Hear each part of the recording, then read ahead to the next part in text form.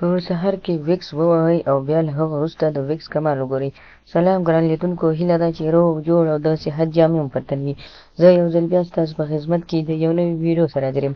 هیله ده چې د پام وړ مو وګرځېږي. تر هر څه دمخه باید یادونه وکړم که زموږ چینل مو نه وي سبسکرایب کړی نو زموږ چینل سبسکرایب کړئ او په خوا کې ورسره د ګونګړي نښان ووهئ. مننه.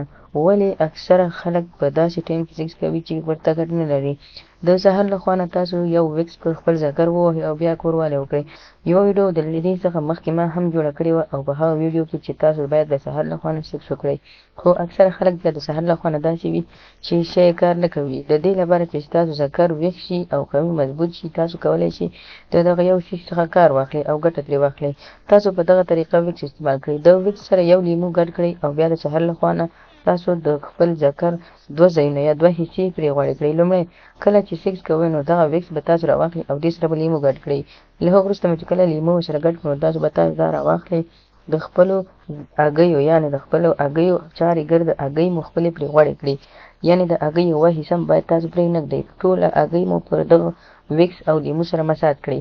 کله مو چې دا کار وکړ له هغه وروسته تاسو بیا د خپل ذکر ملا یعنې څټې ورته ټول غوړ کړئ په دغه ویکس سره. بیا له هغه وروسته تاسو تر 15 منټه پورې څه هم ستاسو ذکر باید زخمي نه اوسېږي. که زخمي اوسېږي نو باید د دغه سره احتیاط وشي او په هغه زخم ځای باندې باید ویکس ونه لګېږي، ځکه بیا به مچۍ اسمان ته راجګې شي. کله مو چې ذکر پرې ښه مساج کړ تر 15 منټه پورې پرېږدئ. له هغه وروسته به په یو پاکه ټوټه سره خپل ذکر پاک کړئ او بیا د خیر کار ته شروع وکړئ. بیا به تاسو په هر سهار یعنې که هر سهار دغه کار تاسو وکړ نو تاسو به 3 ځله 2 ځله میرمن انزال کوئ او یو ځل به خپله انزال کیږئ. هېڅکله هم تاسو دواګانې ګولیانې مه خورئ، ځکه هغه جانبي عوارض ټول لري او دا چې کومه دوا ما تاسو ته دا نسخه وښوده دا هېڅ جانبي عوارض نه لري. کولی شئ هر ټایم استعمال کړئ. نو خدای دې وکړي ملګرو زموږ ویډیو خوښه شوې وي، زموږ ویډیو لایک کړئ، شیر کړئ، زموږ چینل هم درسره سبسکرایب کړئ. مننه.